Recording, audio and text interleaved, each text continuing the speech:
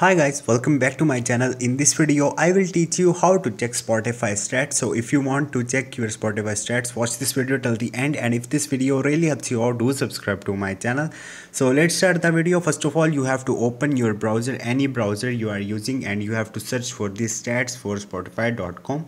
Once you will here, you have to log in with your Spotify on which you want to check your stat, and once you will do it, here you will see different options. So simply, if you want to check your top tracks, simply tap on this button, and here is the stats of mine.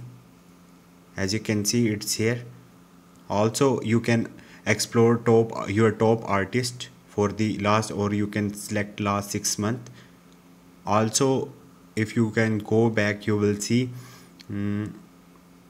top genres, and here you can see filmy, modern, and etc. So this is the simple way to check your Spotify stat. Hope this video will helpful for you. If you have any question or any confusion, just drop a comment. I will try to help you. Thank you.